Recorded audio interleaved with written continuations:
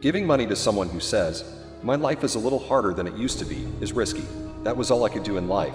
Consider things carefully in an effort to find the correct response, and then take appropriate action. You will succeed if you're morally and ethically sound.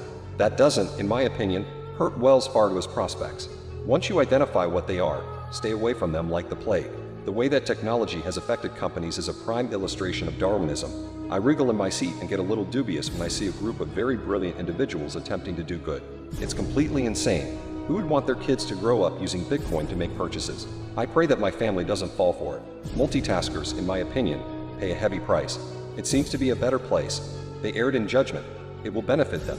It's amazing how much of a long-term advantage individuals like us have gained by continually attempting to avoid being dumb, rather than aiming for extreme intelligence. If your life's experiences over the last 50 years have left you feeling dissatisfied, you've unfortunately misjudged life.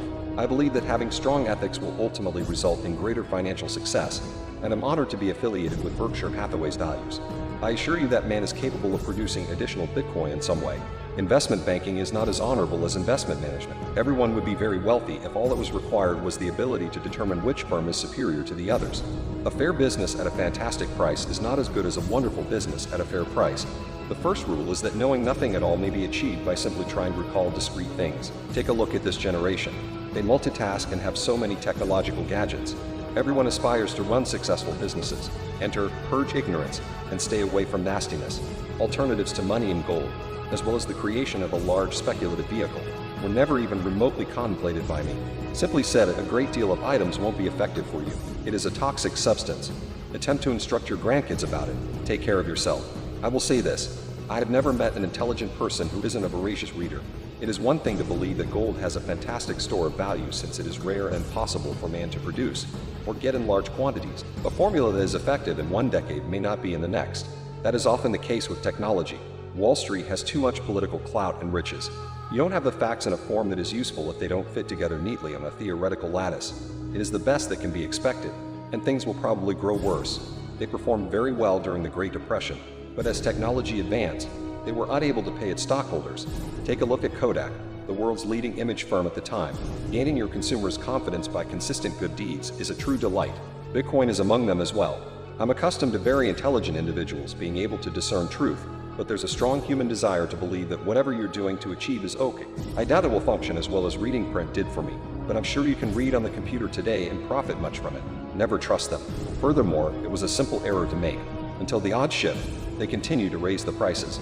The game loses all of its enjoyment because of their exorbitant pricing in comparison to profits and assets. I consider the Bitcoin frenzy to be completely absurd attempts to generate fake money. If you're a Jewish family in Vienna in 1939, gold is a terrific material to sew into your clothes, but I believe that civilized people invest in profitable enterprises rather than gold purchases. The majority of individuals either fail to grasp the concepts or are unsure on how to apply them. For various businesses, you need a distinct mental model and a separate checklist. I never picked up any other skills. Although some in the economics profession have shown confidence in numerous formulations, economics is not physics. I'm a huge fan of Trump's decision to soften his stance on China and turn the country into an ally rather than criticizing their trade. Wells Fargo had a malfunction. In actuality, they made a poor business decision. I really like it when I feel like we're capturing ground. We don't care how it appears in the near term as long as it makes sense in the long run. I believe the error was that they failed to acknowledge the terrible news immediately when it was delivered. I think the Rockefeller Foundation contributes less to society than Costco does. You have to tell individuals at some point to suck it in and cope, buddy. Accept it and move forward. If there are no regulations in place in the society to stop a banker from borrowing money at X and lending it out at X plus Y, they will simply go insane and do too much of it. With all confidence, I will forecast less success than Warren, who just paid attention to reading. As soon as it was risen, I hated it. However, that is untrue. If I've had any success, it's because I insisted on giving things careful thought. I don't think that aggressively creating incentives is a mistake. They inform you that they are unable to comply with the requirements. Economics is a challenging topic. Nothing, in my opinion, is essentially incorrect.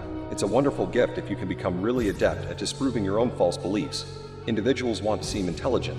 My goal is to avoid being foolish, but it's more difficult than most people realize. They believe they are working extra hard, but I believe that when you multitask so much, you don't have time to reflect on anything in depth. You give the world an unfair edge, and almost everyone is making that error. Someone fails when they attempt to change their current company into something new. I have a piece of advice for the young. Don't wait until you're 93 years old to pursue your dreams. In actuality, Psychological and economic concepts interact, I believe, repeatedly, and a person who doesn't comprehend both is a miserable idiot. After all, this isn't your typical business. This is a cult.